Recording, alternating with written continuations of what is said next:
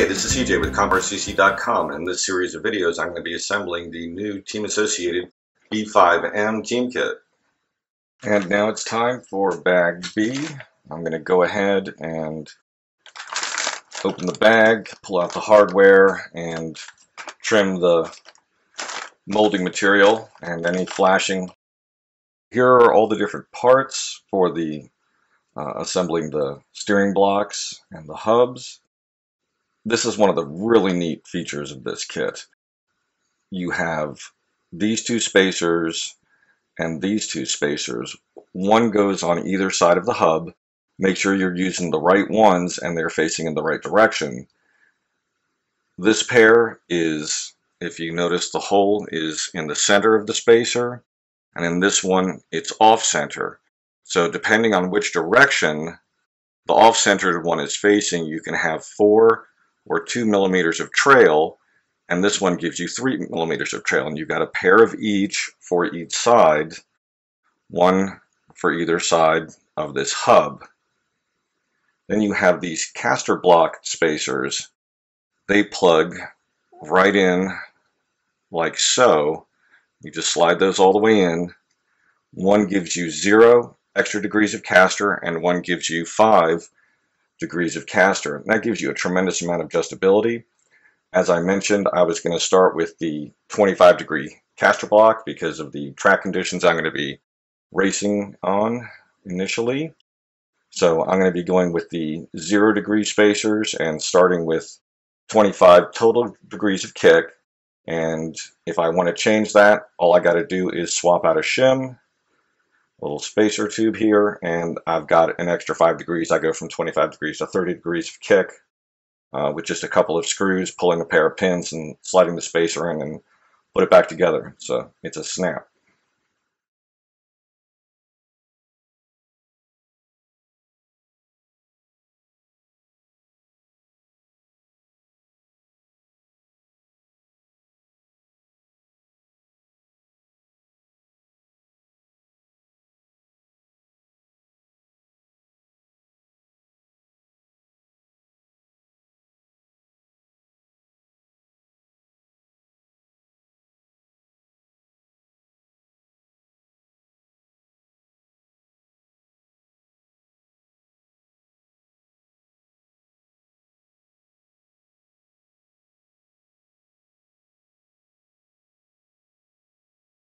When you're putting in this axle, it's held on by a small screw, and this is someplace that I would definitely put some blue Loctite. Anytime you've got metal into metal, generally want to put some Loctite on there, especially since if this comes off on you, your front wheel is going to come off. Make sure that does not get into the bearing. While I'm screwing it in and out and then back in and out, I'm making sure the Loctite follows the threads in and doesn't get into the surface of the bearing. I'd also recommend using a pair of pliers to hold that 12 millimeter hex and make sure this is good and tight.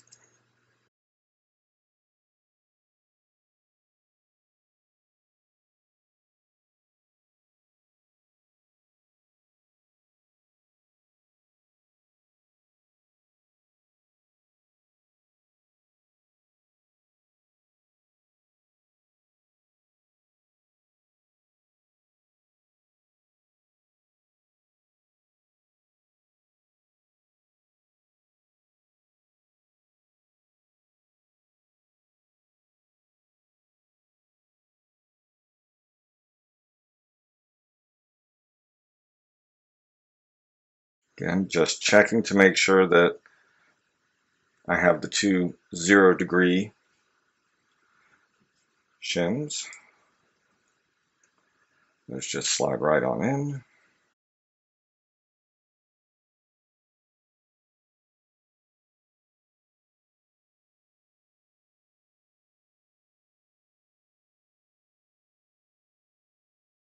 And the default position is the innermost of the two holes.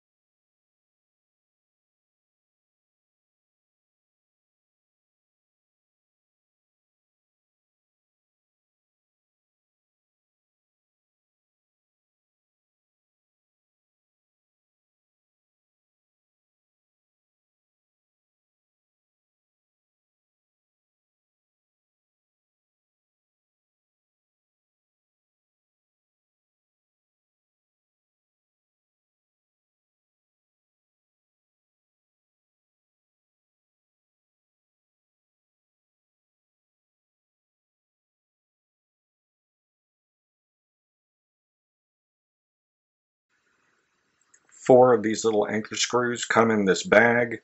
You'll be using one on this side of the arm and one on this side of the arm. Two of them you're just going to set aside for the moment because the pins are not used at this particular step.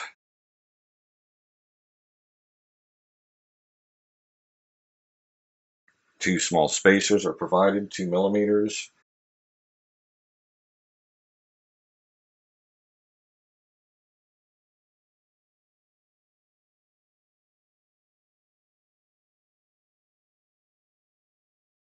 And just to show you, that's how easy it's going to be to change that caster setting.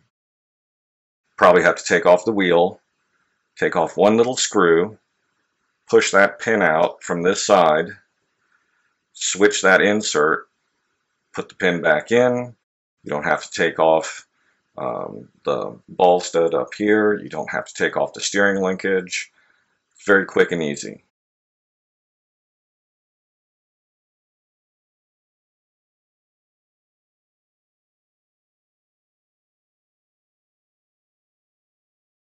Do not tighten these little screws too much. You do not want to strip those threads. They don't have to be tight. Just snug them in because all they do is prevent that pin from escaping.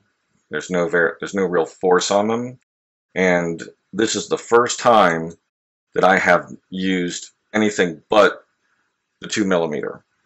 The ball studs, all the hardware has been 2 millimeters, and that's really nice. It's nice to just have one wrench that does 90% of the car.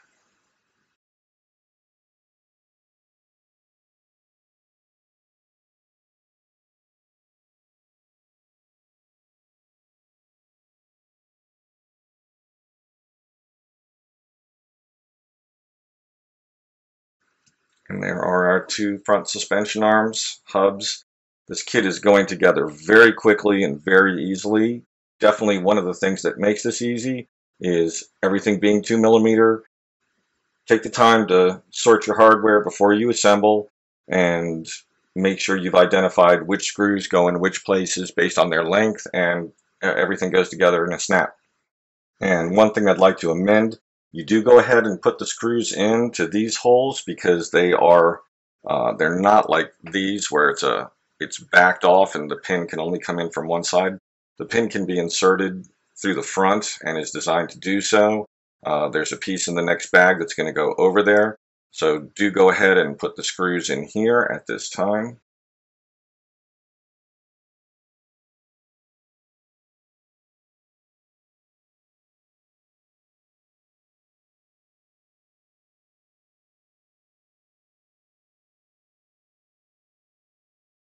So now I'm going to open bag C. I'm going to pull out and sort the hardware, pull out the various plastic pieces, trim away any flashing, and restart the video in a moment.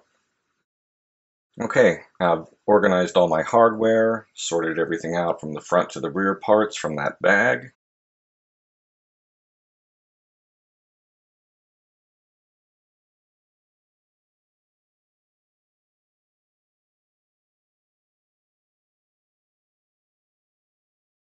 Hinge pin's a little stiff.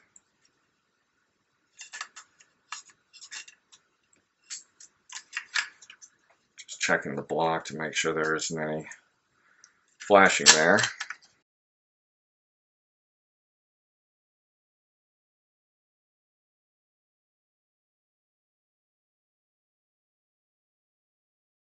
Now, I'm not using the pliers to hold this, I'm just using the metal surface to push these pins down and through.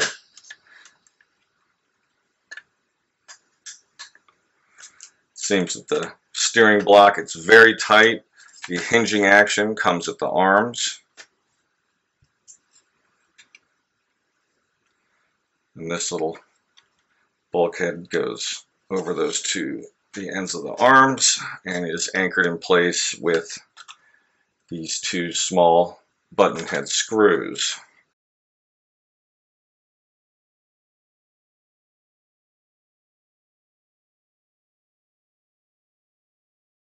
And again, this is something you don't want to strip.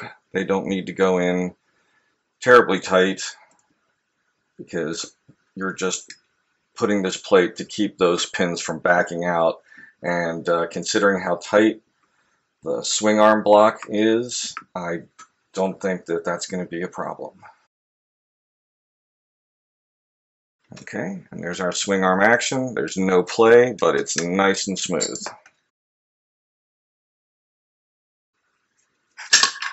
And the next thing we do is we put this little, they call it a front bumper. And now we're taking care of those two holes that were left with no hardware in them earlier when we were assembling the steering.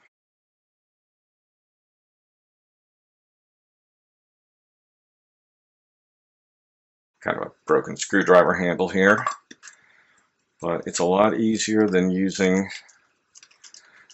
those little L-shaped wrenches. You can put a car together with those, but I highly recommend getting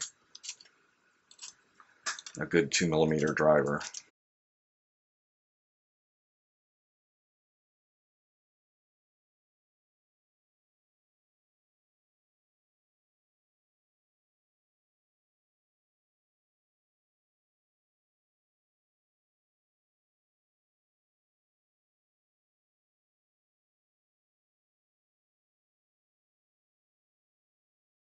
These are the bowl studs for the camber links.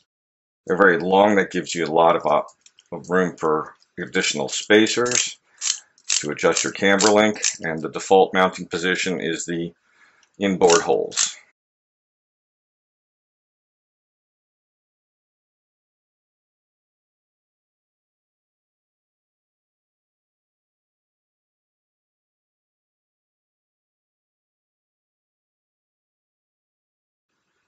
Like so. And these are for our shock absorbers. They face to the rear of the bulkhead. You use these small black nuts because those are not lock nuts, and I am going to be putting nuts on here at a later point when the shocks are put on. I'm going to go ahead and just put a little drop of Loctite right here where the base of the screw is.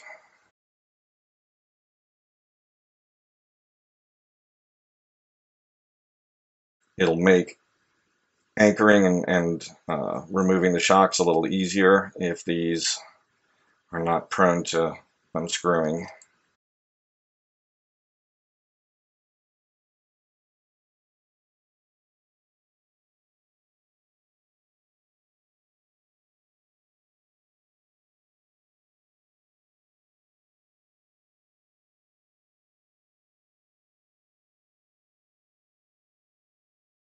And now this just slides right onto those two little guide pins, and there are 4 button head screws that attach the front shock tower.